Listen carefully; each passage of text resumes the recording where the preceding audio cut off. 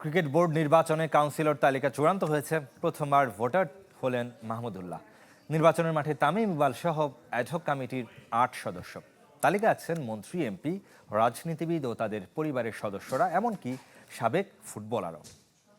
ভোগান্তি ভুলে চলে আসুন রিগালে। ওয়ারেন্টি সহ স্টাইলিশ কালেকশন নিয়ে রেডি রিগাল ফার্নিচার। ক্রিকেট বোর্ডে শুরু নির্বাচনের আমেজ। রোববার বিকালে বিসিবির নোটিশ বোর্ডে ঝুলেছে খসড়া ভোটার তালিকা। ৩ ক্যাটাগরিতে ১৮৪ জন কাউন্সিলর, তবে আগের নির্বাচনের চেয়ে ৮ কম। কুমিল্লা, হবিগঞ্জ, কুড়িগ্রাম, নীলফামারী থেকে কোনো প্রতিনিধির নাম আসেনি। কাউন্সিলর তালিকায় বড় চমক মাহমুদুল্লাহ। প্রথম ভোটার হচ্ছেন বিসিবি নির্বাচনে।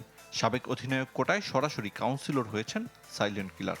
একসময়ের প্রভাবশালী পরিচালক খালেদ মাহমুদও ফিরেছেন। বাকি ৩ সাবেক অধিনায়ক শফিকুল হক হীরা, গাজী আশরাফ হোসেন ও হাবিবুল বাশার।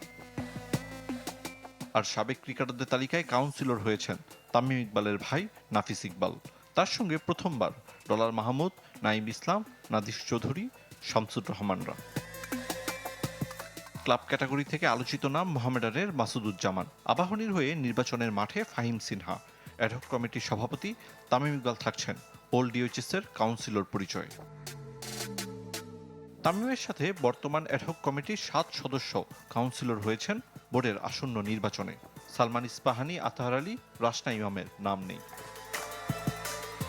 এবার রাজনীতিবিদ আর তাদের ছেলে আত্মীয়দের আধিক্য কাউন্সিলর তালিকায়। সরাসরি মন্ত্রী আছেন ২ জন। রাজনীতিবিদ পরিবারের সদস্য অসংখ্য।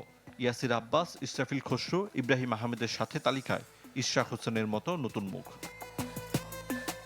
সাবেক ফুটবলার জাহিদ পারভেজ হয়েছেন ক্রিকেট বোর্ডের কাউন্সিলর। জাতীয় ক্রীড়া পরিষদ কোটায়। আপত্তি ও শুনানির জন্য সময় দিয়ে ১৯ মে চূড়ান্ত ভোটার তালিকা প্রকাশ করবে নির্বাচন কমিশন। আরিফুল ইসলাম, চ্যানেল 24।